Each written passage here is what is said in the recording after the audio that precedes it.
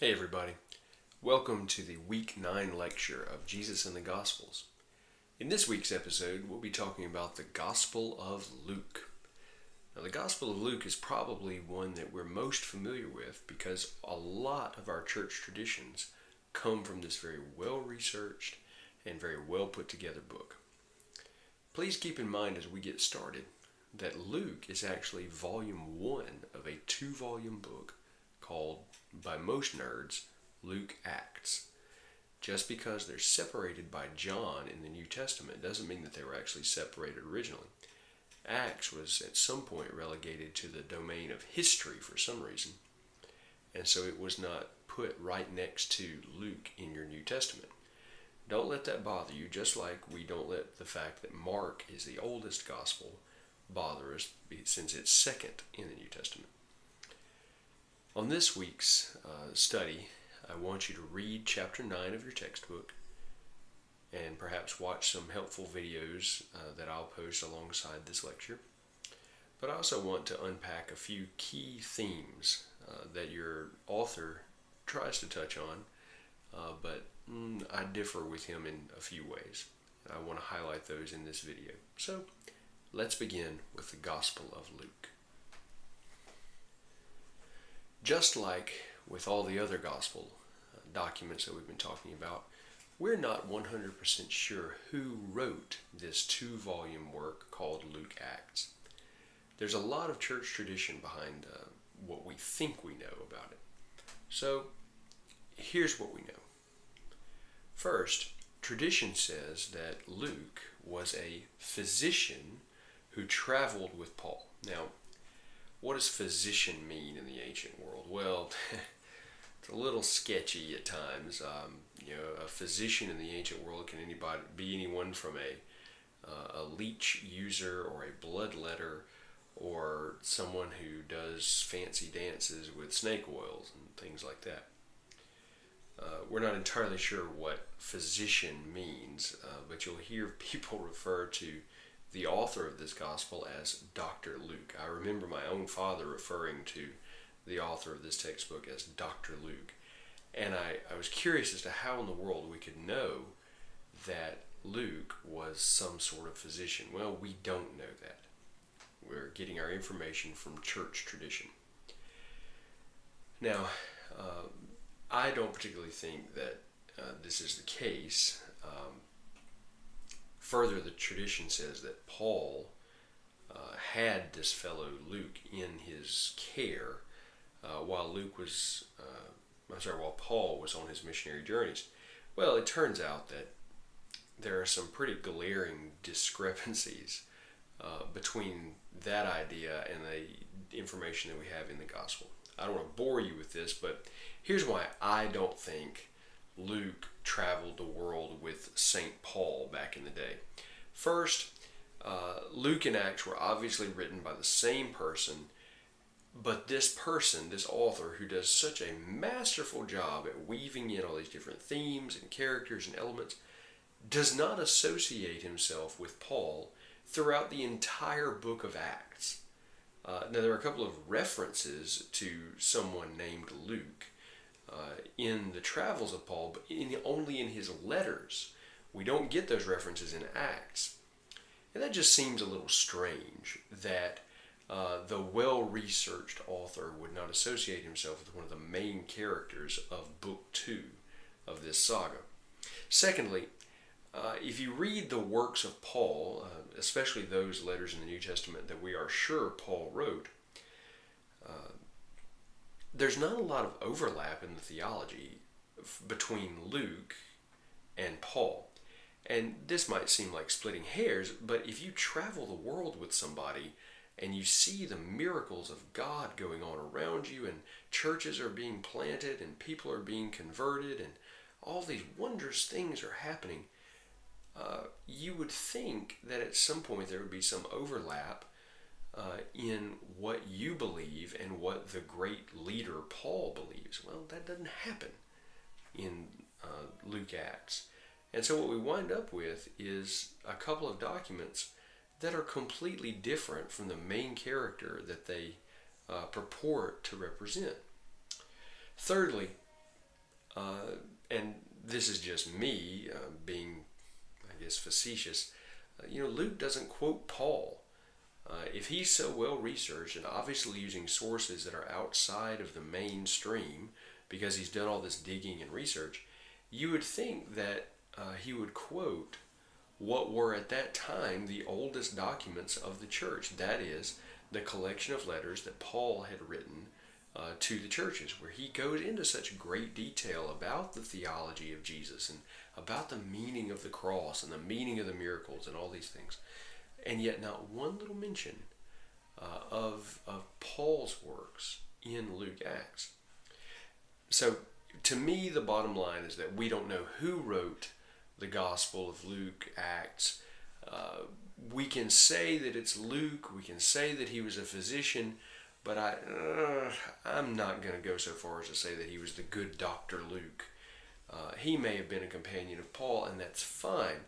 But what I want you to remember is that in all three of the Gospels that we've talked about now, at no point does it make one hill of beans difference what the person's actual name was. Now, in this case, it may make a difference whether or not he traveled the world with Paul, or whether he was a researcher working for somebody else in Jerusalem, or maybe Alexandria or Antioch. We don't know. It may make a difference, but it doesn't, at least at our level, make much of a difference who wrote the gospel. So if we don't know for sure who did write Luke Acts, what are some things that we are more confident on? Well, I've titled this slide, "We Do Know," but by now you figured out that none of this is 100% certain. It's not math where we get a perfectly solid answer. Unfortunately, we're digging back through time and tradition and all sorts of editors and things, trying to get at the heart of the matter, and that's harder than it seems. This is one of those places where I contradict and go against what the author of your textbook thinks. He throws shade at the thought that Luke was written after 70 CE because he thinks that people who think that way don't believe Jesus could have known the future and blah, blah, blah. And that's all well and good. I don't think that Luke was written before 70 AD because I think Luke knew about the destruction of Jerusalem, and I think he wove that fact into his gospel so beautifully and so perfectly that it's irrelevant whether or not he was an eyewitness to it or whether it was a generic example of a Roman siege. Who cares? My goodness. Let's just, for my sake, and you can agree or disagree, what have you, I think Luke was written after 70 because he knows that Jerusalem gets burned to the ground and that it just gets destroyed. The temple gets pulled down, and he uses those facts in Jesus' ministry in Jerusalem. And I'm quoting another textbook that other professors use for this class by Fossum and Mignola. The name of that is actually called Jesus and the Gospels. Also, we know that Luke is probably the best piece of literature in the New Testament. It is definitely the longest when you compare or combine Luke and Acts into one unified work, which they should be. That means whoever wrote Luke Acts gets the lion's share of the words in the New Testament. So this is a really important set of books. And it's also really well done. Luke is a master of the Greek language. He is a master of literary forms and styles. This all serves to reinforce the idea that Luke was being paid to write these documents by whoever Mr. Theophilus is. If you're a wealthy patron and want to make it look like you care about history or the arts, or in this case Christianity, you would pay someone to write a book for you. Now, you're not going to pay someone who is not a very good writer or not a very good researcher. You're going to pay good money for good work. So, what Mr. Theophilus has then done is hired the author of this 2-volume work and paid him good money, and he has produced an excellent product. His vocabulary is broad and rich. His sentence structure is elegant, and his themes are well developed. And when I say that his vocabulary is elegant and his work is well developed, we're not comparing Luke Acts to other documents in the New Testament. That's really unfair to the rest of the New Testament. We're comparing Luke to the works of other ancient Greek authors, the philosophers and the playwrights and the poets and the historians who were writing at about the same time. When you compare these other great masters of Greek literature to the Gospel of Luke and Acts, you realize just how Luke Acts is up there with the other greats of his era. So bully for him for putting together such a well done and elegant pair of books. Another interesting part of our study of Luke has to do with who Luke's sources were. Now let's remember the two-source theory and the synoptic problem from a previous chapter. In that chapter, we decided that Mark was probably written first. We had several reasons for that. And that one of the primary sources of the writings of the Gospels were Mark, or whatever outline Mark used. And then we talked about the sayings known as Q and how they influenced the other synoptic Gospels. Luke is a great example of how the synoptic problem comes into play and how the sources come into play. Here's what I mean. Luke used several sources to craft his gospel. If you look at Luke, you'll notice that it follows essentially the same plot as Mark. Now remember, Mark is basically just a passion narrative with an extended introduction. For Mark, the whole purpose is to get Jesus to Jerusalem, get him crucified. Luke greatly expands on that basic outline, includes an infancy narrative and a birth story. He includes much more teaching and parable work. He includes all sorts of travel and journey material that Mark just doesn't have time for. We also notice that there's significant material from Q in Luke. That is, there are significant numbers of sayings and parables and little happenings surrounding the work of Jesus that shows up in Matthew or shows up in what we would call the common source Q. Now, Luke also apparently had done his homework, like he says he has, and has developed his own set of sources. So there's material there that's not from Q because it's not shared with Matthew and not part of Jesus' sayings, and is also not from Mark. So the question is, where did it come from? For example, the birth narrative of Jesus. Now, there is a birth narrative in Matthew, but it's completely different from the one in Luke. There's a different genealogy, there's different characters, there's different events that mark the plot of the story. So the question is, where did Luke get this extra material? Where did he get the extra parables? Where did he get the extra information about, say, the fact that there were women following Jesus along who were paying for his ministry out of their own funds? How does Luke know these things? Well, he has other sources.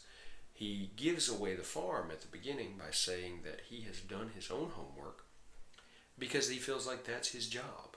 He has gotten paid to research this story, and he wants to do good work. So he has interviewed folks. I imagine him trying to find as many people who saw Jesus and walked with Jesus as he can, and he interviews them. And I tend to romanticize that a little bit, but I imagine Luke trying to find as much information as he can, whether that was relying on oral tradition and oral sources from his own churches, or from just the interviews that he would have performed in his research. Let's talk briefly about the outline of Luke. Now, Luke falls into 5 pretty clear different sections. You'll recall last time we talked about Matthew and how there was some debate one way or the other on whether Matthew should be divided into 5 sections or 7 sections. Luke is actually pretty clearly divided into 5 sections, and most scholars agree that this is where they are. So here's a slide that shows the outline of Luke. You have chapters 1 and 2 that are a preface and an introduction. You're very familiar with these. This is the Christmas story that we get read to us every year. Then there's also included in that a genealogy and a little bit of a preface where you have the introduction to Theophilus.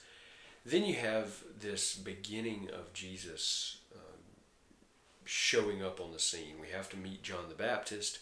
We have to meet all these other characters just to get Jesus recognized on the scene. So he shows up, he gets baptized. You have the voice from heaven acclaiming his identity, and then you have the transfiguration. So all of that sort of kicks off Jesus' ministry. So then Jesus begins this sort of back and forth journey for a few chapters around Galilee.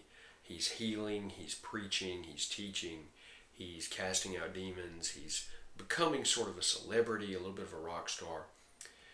And then there's a decisive moment at the end of chapter 9 where he turns and, quote, sets his face toward Jerusalem. And that's a very important passage.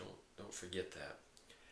And so for 10 chapters after that, which is a significant chunk of the book, Jesus is on his way to Jerusalem. Now, he doesn't go straight there. He actually goes in a very circuitous route, back and forth, and sort of around the back way a little bit, and eventually winds up in Jerusalem for his triumphal entry, arrest, trial, and crucifixion. And that happens in Jerusalem, starting with chapter 19 through 28, and then through the resurrection and the post-resurrection appearances. Now, Luke goes into pretty good detail with his post-resurrection appearances. We have the appearance on the road to Emmaus with the 2 disciples. We have the appearance to the women at the tomb. And then we have the appearance to the 11 disciples in the locked room. And all of this is not the end of Luke's work. It's just the end of volume 1. So notice that we get Jesus introduced on the scene through the birth and infancy narrative, his baptism, his transfiguration. We have lots and lots of words about his teachings and his healings and his exorcisms, and then his journey to Jerusalem. And you have this great climactic moment at the cross and the resurrection. You have these appearances, and Jesus ascends into heaven. But then that's just the end of Act 1. After that, you have the birth of the church at Pentecost in the first pages of Acts. So don't think of this last division of Luke as the end or the great finale. No. It's just the end of the first book. Sort of like when you're reading a saga like, Harry Potter. We love Harry Potter in our house. And, you get to the end of one of the books and a main character dies and you're really sad and you think, well, this is the end because the book is almost over, and it ends with this really sad note, or maybe it ends with a great victory. And then you realize, oh wait, there's another book in the series. We still have bigger problems to work out. So remember, the resurrection of Jesus, that's a really big deal, but it's not the ultimate end of the story. So what's the point of Luke? It's difficult to distill any of the Gospels down to just one theme, especially one as complex as Luke. But I want to draw your attention to a couple of things here. Let's look at the slide. First, I want you to think of Luke as the first church historian. Now, you may think of Eusebius as the first church historian because he wrote a book called The History of the Church. I get it, yeah. But think of Luke as the first person who really, quote, sets down an orderly account. He's a researcher who's trying to get this right. He's trying to do some research and some interviews and put all the facts together, polish them together, and yet still try to achieve his goal of educating Theophilus and those who would also read this document about the things that they have heard about Christianity. So what Luke does as his overriding theme is to talk about promise fulfillment. Here's what I mean by that. it goes in this little cycle. First, God makes a promise to somebody. And that could be Abraham, it could be David, it could be Mary, it could be Zechariah, it could be anybody. And eventually that promise gets fulfilled. Now, maybe not in the lifetime of the person to whom the promise was received, but it gets fulfilled. And then God makes another promise to those same folks who have had the promise fulfilled. So we go in this little cycle. Therefore, the whole of world history can be seen as the continuing, giving, fulfilling, and renewing promises of God. Luke sees God as acting in human history, both in good events and bad events, in acts of kindness and love and righteousness, and in acts of evil and horror and despair. So for Luke, the Spirit of God is in and among the people, working toward God's ultimate goal of salvation. So this is very important to Luke as he frames everything, not in Jewish history necessarily, but in world history. If you remember the Christmas story that we read in Luke chapter 2, you'll notice that the whole thing is framed in who's in charge in Rome.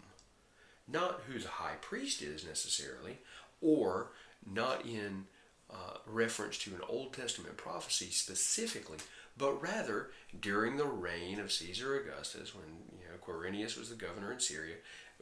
This locates the Christian story within a very specific historical window. And that's important to Luke because he wants his reader to understand that God is involved in global affairs, not just the affairs of one group of people in one spot in the world. At the risk of repeating myself, here are a couple of just facts that I like to throw out there to support what I think the point of Luke is. So here's some support for the point. First, Luke makes his case for the broadening of salvation history by doing these things. First, he uses history. He locates all of the events of the gospel in their wider historical setting. This is not happening in a vacuum. This is not happening in the great ethereal, thus saith the Lord visions of Isaiah or Jeremiah. No, this is happening when very specific people are sitting in very specific offices in a very specific government. This is happening in the world. It's not just in the spiritual realm. It's not just in the, you live up on a mountaintop in a monastery and so you think this is really happening. No. This is happening in the daily events and daily lives of common people. Secondly, he uses language in such a stylistic way that you can't help but get caught up just by the use of his words at how big the picture starts getting. He chooses words that tend to broaden the settings, they tend to broaden the scope of the narrative. It's really beautifully done. And finally, he demonstrates just a masterful knowledge of Judaism, of the Jewish people, of the Jewish nation, and weaves in the promise fulfillment in such a way that it's not just the Old Testament promises being fulfilled so that only Jewish people would get the point. No. He's weaving this in such a way that even Gentiles say, oh, okay, well that makes sense, and I can believe now. His point is to demonstrate how global salvation has come through the work and life and death and resurrection of Jesus. Briefly, let's talk about how Luke interacts with the other two synoptic gospels that we've studied so far. First, how does Luke get along with Mark? We've already discussed how Mark is a basic blueprint for Luke's gospel, and that Luke greatly expands upon Mark's blueprint. Well, Luke is adding stuff at both ends to Mark, and of course in the middle. But the plot stays basically the same. We have the showing up of Jesus on the scene. In Mark, he shows up preaching the gospel. He's already fully grown. He's already preaching and teaching. In Luke, we have sort of as an introduction, we have the birth narrative, the infancy narrative. We have the event when he's 12 in the temple. But then again, all of a sudden he just shows up as a part of John the Baptist's work and begins his ministry then. So he follows Mark's outline from there. Then, just like in Mark, we have this extended section where Jesus has to get to Jerusalem. And we all know why he's going to Jerusalem, because we're on this side of Easter, but we still have to get him there. So, just like in Mark, we have this long journey toward Jerusalem. In Luke, it's even longer, and it's full of more teachings and more healings and more confrontations with evil, both in human form and in the spiritual form. And then at the end, Mark, of course, gets him to the cross, gets him to the tomb. But then Mark leaves us hanging at the end by not really telling us what happened after the resurrection. Luke goes into great detail over these post-resurrection appearances and then gives us an entire second volume, that would be Acts, that describes what happened to the disciples after the resurrection. So, Luke is interested in showing how God is the controller of history. Mark is not interested in that theme at all, mainly because he didn't have enough space to get you there. Mark is in such a big hurry to get Jesus to Jerusalem and get to the cross and get to the resurrection that the particular development of literary themes is a bit of a bridge too far for Mark. He's doing a much more efficient job than Luke. So now let's talk about how Luke interacts with Matthew. After all, Matthew is longer than Mark and is more well developed in certain ways. But Luke is even different from Matthew in some pretty fundamental ways. First, Matthew, when he talks about salvation history and God's work in salvation history, Matthew emphasizes that Israel has failed, that the religious leaders of Israel are irredeemably lost. They are hard-hearted, they are blind, they are incapable of seeing God's good work and good salvation, and therefore Israel is falling too. So in Matthew, the gospel is a replacement for the failure of the people of Israel.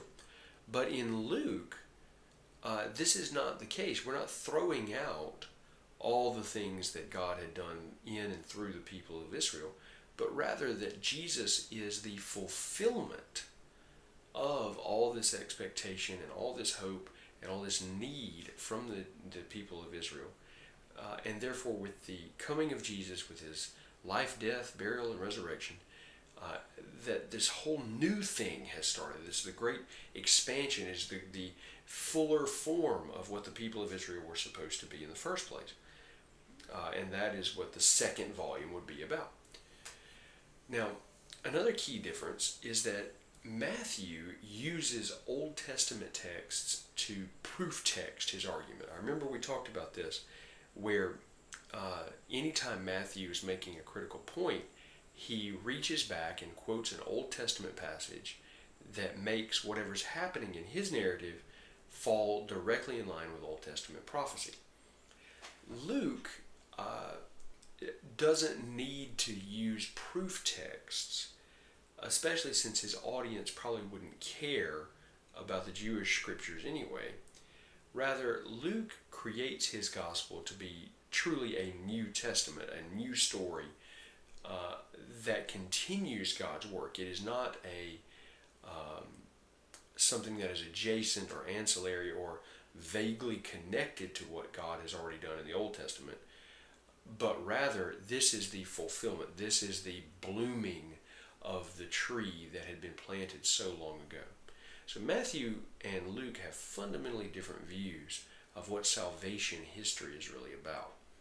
Luke's is broadening all the way to encompass the whole world, all of time, all people, all nations, whereas Matthew's seems to replace one salvation history, hard stop, with another one, as Israel has failed and something new has happened.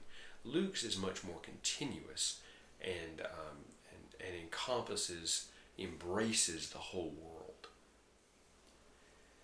One of the most important things that you can get out of reading the Gospel of Luke and out of Acts is how Luke emphasizes Jesus' interactions with social issues and social outcasts. Here's what we mean by this. First, Jesus' interaction with the poor and the rich show up time and again in the Gospel.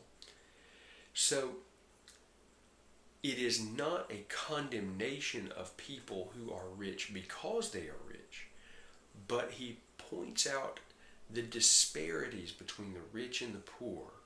He points out that the poor seem to get the favor of God more easily and more readily than the wealthy do. He talks about how difficult it is for the wealthy to enter the kingdom of heaven because they are distracted by their own wealth.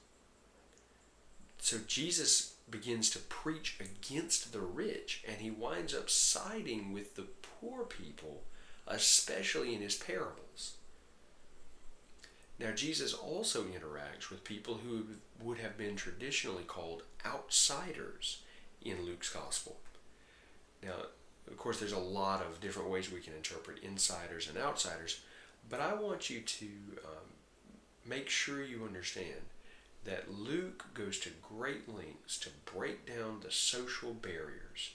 He doesn't make any arguments one way or the other. He just lays it out there. For example, it is in Luke that we learn about Jesus' interaction with women, both those of good and noble standing and those of, shall we say, ill repute. Jesus is not a respecter of persons. Jesus is going to demonstrate his compassion to everyone, and he is also going to elevate women to the role of equal. No longer property, no longer second class, no longer trodden upon, but Jesus shows that women are just as equal and valuable in the kingdom of God as any man of any standing. Furthermore, Jesus reaches across the social aisles and the cultural aisles to those who have been kept out, the Samaritans especially. It is Luke who records the parable of the Good Samaritan. To us, we think of the Samaritan as the hero. Duh, it's about the Good Samaritan, right? To his original audience, this would have been ridiculous. It's taking your worst enemy and making them your best hero. It would have been laughable. And yet Luke props up Jesus embracing all the bad guys and the enemies and the lowly and the poor and the sick and the outcast. In Luke's gospel, Jesus approves of all these people. He eats with the tax collectors. He has drinks with the sinners and the prostitutes. Jesus is not going to just go with the status quo about how people should interact with one another.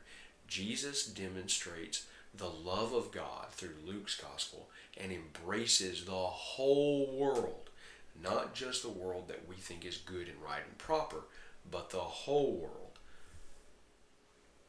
This concludes the Week 9 lecture for Jesus in the Gospels. I hope you've enjoyed this brief discussion of the Gospel of Luke. There's so much there, we can barely scratch the surface in 1 week. But alas, we've got to move on. I'll post a couple of helpful animated videos like I have the last couple of weeks right after this lecture. And I'll also post our PowerPoint show on this same page. You should now be prepared to take the weekly quiz. So make sure you finish the discussion post, the quiz, and have thoroughly mastered all of the content from Chapter 9. We'll see you next time.